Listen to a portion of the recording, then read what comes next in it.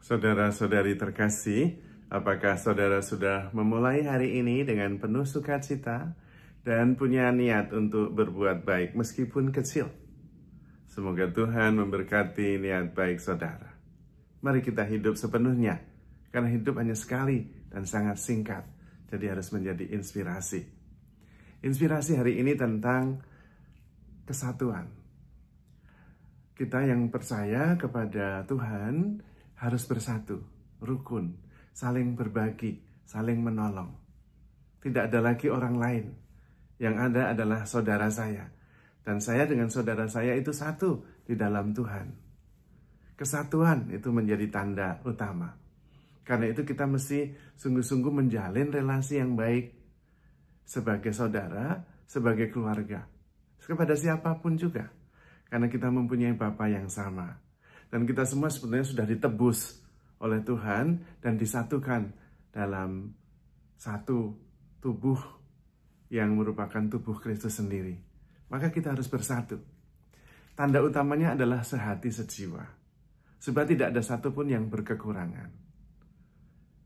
Kalau ada yang berlebihan, bagi kepada yang kurang. Dan kalau kita ikhlas berbagi, maka kemudian Tuhan akan mencukupkan. Tidak usah menunggu cukup dulu, karena kadang-kadang keinginan itu nggak ada batasnya. Tapi katakan cukup, karena sebetulnya yang kita butuhkan tidak banyak-banyak. Dan kemudian kita berikan untuk saudara-saudari kita yang membutuhkan. Tuhan akan menggandakan meskipun yang kita berikan itu hanya sebagian dari yang kita punya. Tapi intinya sehati sejiwa. Sebetulnya agama-agama besar, gereja, Muslim, mereka mempunyai zakat yang dikumpulkan dan kemudian dibagikan untuk yang membutuhkan. Gereja juga punya PSE, pengembangan sosial ekonomi. Itu juga dari kolektor dari umat yang dikumpulkan, kemudian dibagi-bagikan kepada yang membutuhkan. Tapi kalau lingkup besar sekali menjadi sulit, lebih baik ke lingkungan masing-masing.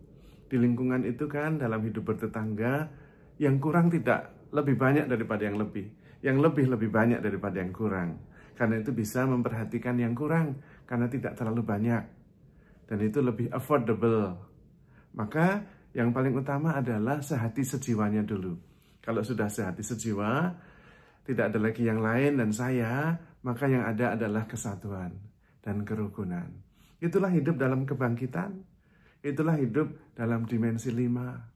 Ditandai oleh kesatuan dan kerukunan, saling menolong, saling berbagi. Kalau lingkungan masih terlalu besar, mulai dari keluarga.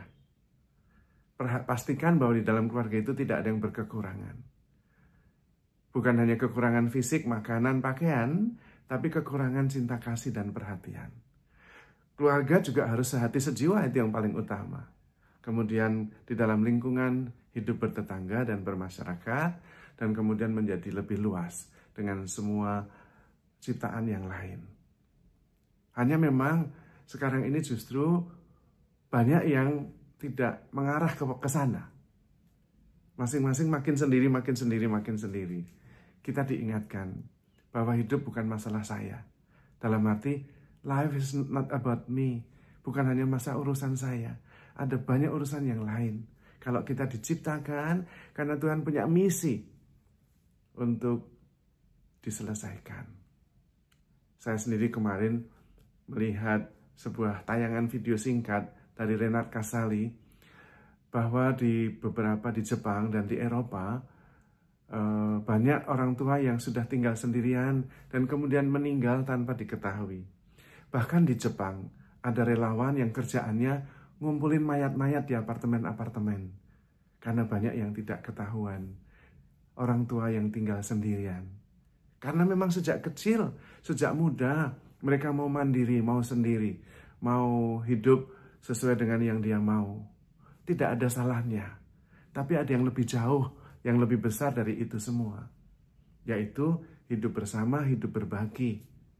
Dan kemudian memang kita bisa hidup ketika kita saling mengasihi. Sejak kita lahir, kita adalah kasih Allah, secitra dan segambar dengan Allah, dan kemudian dididik menjadi anak kecil yang menjadi dewasa, itu di dalam kasih orang tua, Kita tidak bisa meninggalkan kasih begitu saja. Bukan karena kita sudah mandiri lalu tidak membutuhkan orang lain. Kita adalah kasih itu sendiri. Dan kasih itu terungkap. Bukan dibatasi oleh kepentingan egoistik. Tidak bisa kita mengatakan saya sudah dewasa, bisa mandiri, sekarang saya hidup sendiri. Ujung-ujungnya adalah tinggal di apartemen sendirian sampai tua. Tidak ada siapa-siapa. Dan itu sudah menjadi fenomena yang cukup biasa di berbagai negara. Bahkan di Jepang sudah ada relawan yang kerjaannya ngumpulin mayat-mayat yang sudah mulai membusuk karena tidak ada yang merawat. Mereka tinggal sendirian, mati sendiri, tidak ada yang memperhatikan. Lalu dikumpulin oleh para relawan itu. Sungguh tragis kehidupan seperti itu. Tuhan mengajarkan supaya kita sehati sejiwa, saling memperhatikan. Mulai dari keluarga, lingkungan, masyarakat, dan tentu dalam hidup bersama yang lebih luas. Namun memang itu yang sebetulnya indah, tetapi seringkali menjadi utopia.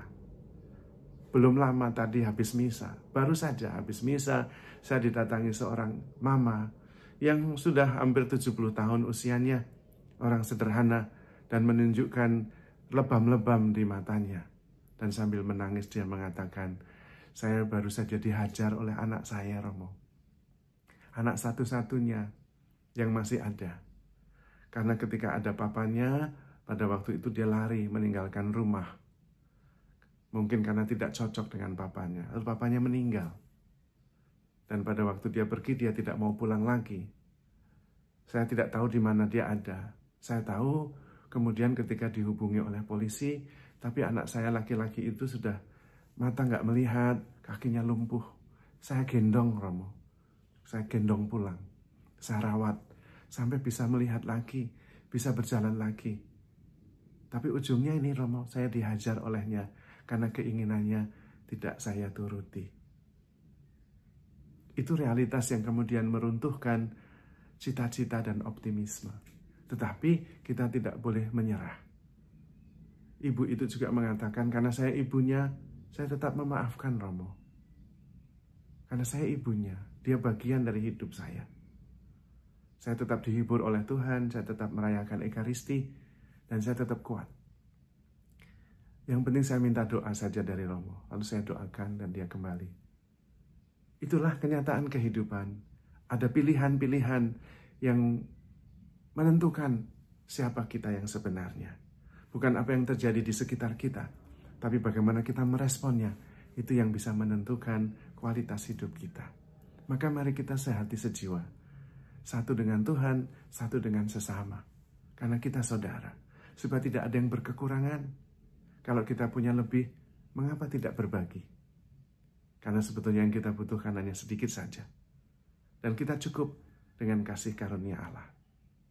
Maka saudara-saudari terkasih, handle yourself with care. Because you are loved. Tuhan memberkati.